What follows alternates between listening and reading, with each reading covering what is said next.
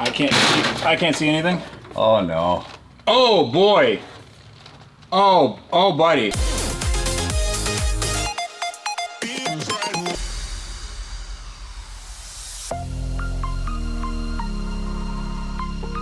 So welcome everyone. Underneath this car cover is my 2016 McLaren 675 LT. And it was my biggest car project ever. Now, car projects are super rewarding, but unfortunately, sometimes things don't go according to plan.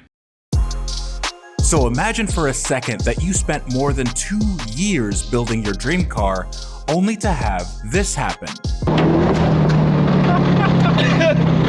think something's falling off. I think something fell off, yeah. Oh no! What did we do? Oh, I think the engine. Oh my god, I think the engine just blew. No! I think. No! Look at it! No! You got it on camera, right? I got it on camera! Oh no! Oh, smell the oil! Oh. No! Oh, dude! Oh, that's not good. My McLaren's engine had completely given up 1 day before its rebuild inspection. But even though that was a very tough pill to swallow, my friends helped keep me in good spirits.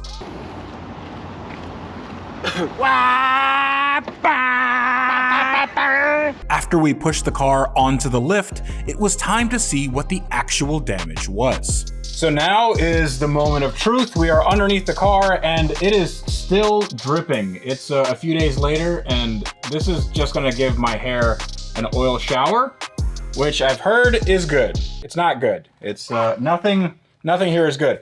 In fact, you can actually hear some of the damage before we even get to it. Check this out. So that's engine parts that came out of the engine.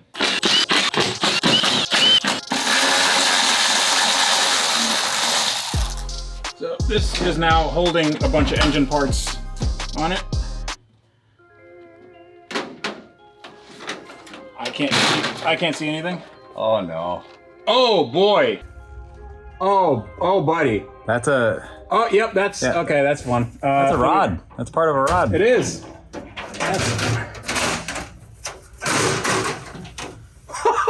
Oh, dude, I cannot believe this. Look at this. Holy crap. Look at this. Look at the wrist pin. Yep, Just sitting there. Oh, this is carnage, dude. Oh. That's where the socket went. Yeah. Oh, man. So, that's rod, dude. Holy crap. These are the bearings. These are the rod bearings. And, yeah, they actually don't look terrible. Like, it doesn't seem like they heated up much. Yeah. I mean, the oiling system was fine. Let's, all right, let's see. Hello. Little people. It's a little window into the soul, isn't it? Oh, wow. Oh, crap. Dude, you can see in here. The crank is actually pretty far up. And the cylinder sleeve, which is right up here. Cylinder sleeve is up there. And a little better. it hit the sleeve. I think the block is pretty borked. It looked like it made a hole. So what happens when a rod breaks, which is exactly what happened here. You have a cylinder and you have a piston that goes up and down in the cylinder, and the piston is actually the thing that rides on top of the rod, and the rod rides on the crank. So it goes like this, and when you apply too much power, that rod, if it's weak enough, like this one was, it breaks, well, it bends and then it breaks, and then it starts making holes where there shouldn't be holes. Exhibit A. Ladies and gentlemen, Exhibit A. You can if I- see the top of the piston, looks like the top of another piston right there. Oh, yeah. And no, but it mashed the other. Oh, look, there's the piston. Yeah. Look at that. It's just hanging out there. Yeah. It's a little sideways in there, but it's hanging out. These are going, I don't know, like 100 times a second or something. Somebody's gonna check my math, but it's going very, very quickly every second. And if one of these things goes wrong, like if one of these revolutions, something goes wrong in that process, it goes wrong really, really quickly. So that's why you have to have a good oiling system. And when you're dealing with a lot of power, like you are here, you need you need rods that can handle this. Yeah, no, the crank's screwed. Because, dude, so the rod came off the crank. You can see where it's supposed to, like, there used to be a rod on there. There's just an empty space now. That rod completely came apart. Yeah, it yeeted itself out the side. I like the fact that the bottom's still here. It's intact. There we go. We could just put that on. I feel like we could JB weld that back on. Yeah, you can reuse that, right? There's a small chance that we could maybe reuse this block, but looking up there, it's the whole crank has I'm willing to bet the bearings on the crank are bad. It all came out. Yeah, exactly. It all just went. There we go. So that's good. So I'm gonna need a new engine. You know what building it better on a McLaren means? New parts. It means expensive. It means expensive. It means time to pony up that money. Some people might be saying, "Oh, it's something routed wrong." There's nothing routed incorrectly here. Nothing's touching. This is the only thing that we kind of moved around a little bit, but there's no issues here. This wasn't an oil starvation problem. This is absolutely a just too much power for its own good.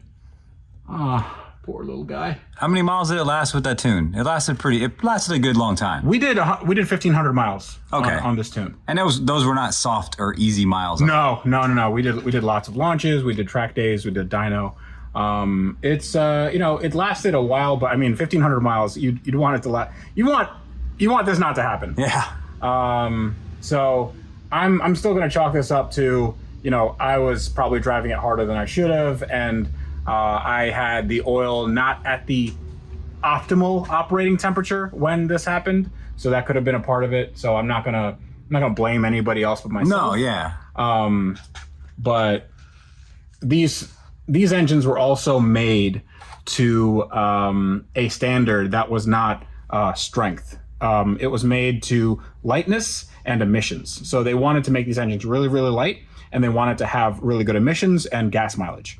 So in order to do that, they had to make the lightest components possible. These, instead of being forged internals, and forged internals just means that they're super strong and they can handle a lot of power, these were made in a sand cast, which is weaker, but you can actually save some weight. And that's how Ricardo built these engines. These are not McLaren engines. They're built by a company called Ricardo. They did well in stock applications, but once you give them a little more horsepower, like I did here, I think we had like 100 horsepower more than the stock. They can do this. They don't really like the low end torque. This didn't have a lot of low end torque, and I wanted to make sure that it didn't do this to the rods. Apparently, I should have. I don't know what I should have done. These long blocks are good for around 600 foot-pounds of torque, and I think we may have exceeded that a little bit. Maybe. And I also know that these cars, these specific 675 LTs, were lighter than the other 650S and 12C variants in the engine internals. So they wanted to make them rev faster and all that stuff, but they didn't make them stronger. So take a look. It's in a book, Reading Rainbow. Oh, buddy. Ooh. So right there, that thing with the glob of oil on it, that is an oil squirter that just came off. Look how eaten up that piston is. Damn. That's bad. Yeah, that's real bad. Okay. That thing just rattled around in there. Mm-hmm. That's a cap. That's an end cap. Mm-hmm. That is an end cap. Or that's the top of the rod. Oh, it is. Yeah. Yeah. Well, not the top of the rod, but the top of the rod where the bearing goes. Take a look at this. We have this rod. Look how badly it's bent. Look at that. Holy. It's making a left. That's, oh, boy. And everything here is so chewed up. Damn. The piston, the top of the piston actually doesn't look terrible. See right there, it's not like everything past sort of the middle point of the cylinder is okay.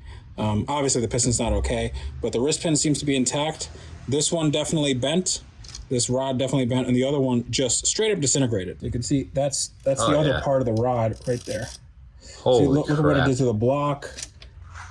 Right. Okay. Yeah. That's the bottom of the other rod. It's stuck in there. I can't get it out. Holy Yeah. crap. So, well, that's good. Wonderful. Huh. We'll build it better. So building it better usually means replacing damaged components and then modifying them to make them a little bit more reliable. But in this case, I think we're gonna have to be a little bit more creative because the prices for engines are astronomical. They are absolutely bonkers. I have to do a lot of research, and I have to make sure that when I'm spending this money, I don't get a bad product. And when it comes to engines, especially engines that came out of potentially crashed cars, I need to find out the history of the car that the engine came out of. So for that, I'm using today's sponsor, Car Vertical, because they are the absolute best at finding out a vehicle's history. Now, all I have to do is type in a VIN number, and then Car Vertical does the rest. I'm looking at a McLaren 570S, which has a 3.8 liter and a block that I could use. It shows me if there's any mileage fraud, if it's wanted or stolen, and if the car had any accidents. So it had some damage detected in the US, then it went on sale, and then there's another accident, and then another accident in Canada. So this car may have been put together by people that didn't know what they were doing. Thankfully, the car was not stolen. Now, Car Vertical checks worldwide, so if the car was ever stolen in Europe and then brought back here to the US, you'll know about it. So one reason why I love Car Vertical is because they give you this really easy to read graph, and you can see where the mileage discrepancies lie. If the line goes down, it's not supposed to go down. That is a mileage discrepancy. Now here's what I'm looking to find, the actual damage to this car, because we want to make sure that the engine is okay. Now the pictures are super important. Check this out. So this is a really quite good looking McLaren 570S. If we scroll down, you'll see the actual damage that got it a salvage title. Oh yeah, okay, there we go.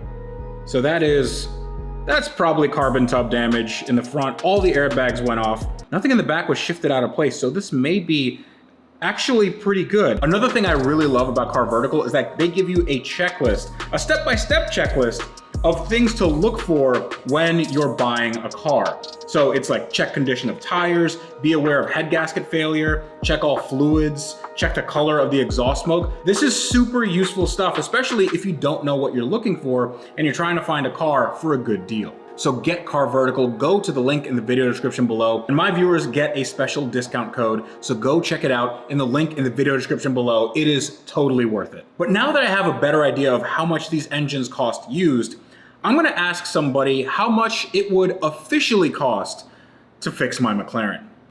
Okay, now I have an expert. So this is Kevin from Supercar Garage, home of McMedics. Yeah, look at that. That's a shameless plug, isn't it? You have dealt with a lot of these cars in terms of engine work and maintenance and modification and stuff like that. Have you ever seen one this explodey? We've seen them broken, but normally not to this extent. You didn't just break the engine, you actually broke other things outside the engine.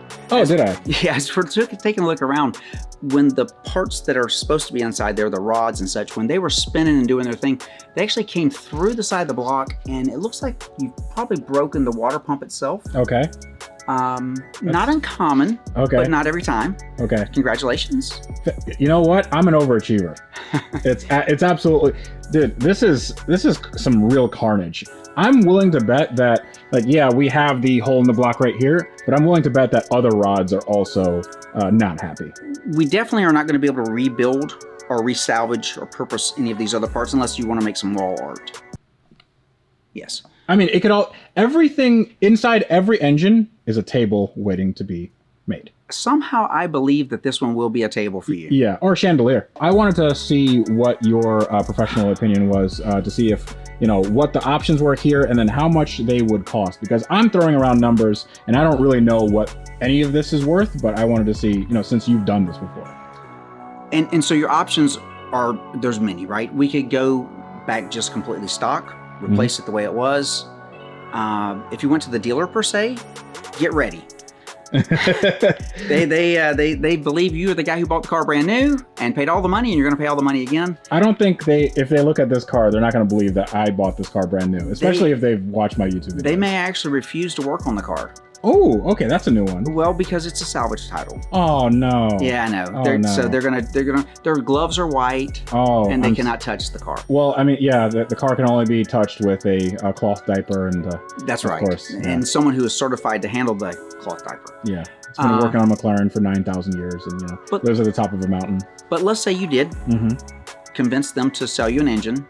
You're probably north of 60,000, probably 70,000 for a 3.8 liter engine today. And specifically for this 675 LT, because it has different internals as we it see has a pedigree. Yeah. So that might be a premium of another 10K. Okay, so we're talking 70 to 80. Right.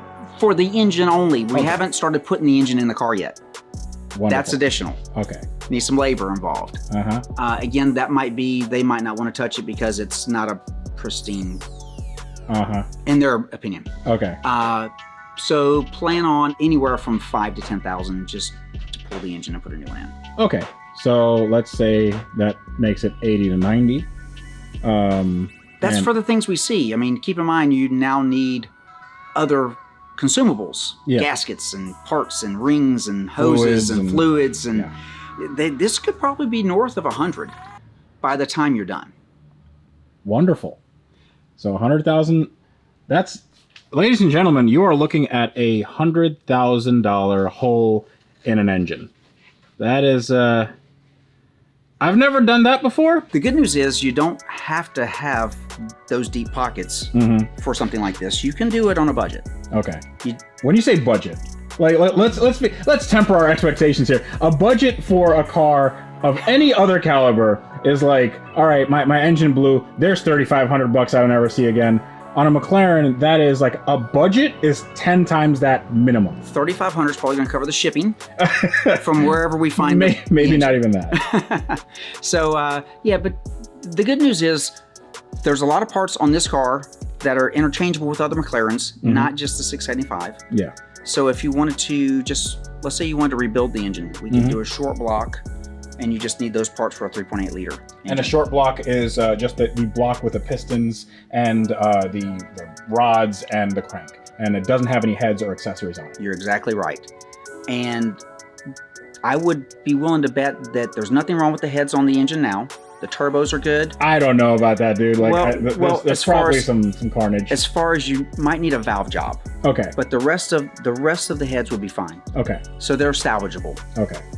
So short block. Wow. The tough part is that's a bit of a hunt. Because most people don't just have a short block sitting around. Do you have a short block? I may have a short block. How many short blocks do you have? I may have multiple short blocks. Okay, all right. So that's why I called you here, because we may want to do some business together. Because I need a short block, and what's interesting is that you've told me that the short blocks between a 3.8 and a 4.0 are very, very similar, and then all you have to do to make a 3.8 into a 4.0 is just it's a stroker kit, right? Right. So the physical outside dimensions of the 3.8 and 4 liter are the same. Okay. The major difference between the two, when we're talking about the bottom half of the engine, is the crank shaft has a stroke to it, which allows a longer rod, and that's where they get the extra 0.2 of a liter displacement. So really, a 3.8 liter can be a 4 liter with the appropriate parts put into it. Okay. So if I do, I guess, if I wanted to go custom and do a custom crank, forged steel, and then maybe do some forged steel rods and just really, crank up the power. You know what? I'm not going to crank up the power. I want to crank up the reliability. Yeah. So you already cranked up the power. I did. And it didn't end well. So it's like order of operation, right? Yeah. Maybe the reliability first and then the extra power. It's never been a concern with me before, but now I feel like there's value in that. Honestly, though, I think this might be an opportunity. Do you think so? Yeah. Let's look at it as an opportunity to crank up the reliability Uh-huh. and then enjoy the power. So my bank account doesn't see it as an opportunity. I'm not consulting with your bank account really at the moment. Dude, I'm very glad that you came to see this. I definitely want to see if we can work together and maybe have a build of some sort. I'm still on the fence about what I want to do, whether I want to go 4-liter or 3.8, and what kind of power I want to chase. I honestly don't think the car needs any more power. I think it's very, very fast. But well, I mean, you have a fast car, I'm not don't you? disagreeing with you. That's not. But see, everyone's goal and dream is different, right? Well, it's YouTube, so you have to have 1,000 horsepower on everything. Well, you can't even hit the streets for less than. Exactly. I mean, how are you going to get up a hill? Yeah. Like, it's But I'm very glad that you saw this this car, and hopefully we can get it running and driving in the near future, because this, as far as I know, even with all these other cars here, this is my favorite car. I love it so much. So I want to make sure that it runs and keeps running for hopefully not 1,500 miles at a time. Well, so I guess we'll be back, Yes, and we're gonna have some fun. absolutely. Dude, thank you so much. Okay, so that is a result, but it's not really any good news. Now, this is going to be on this lift for quite some time because I need to find a new engine, and I need to find somebody that can build that engine, because I don't want this happening again. So unfortunately, you're not going to see any of this McLaren on this channel for a little while. That doesn't mean you're not going to see something else.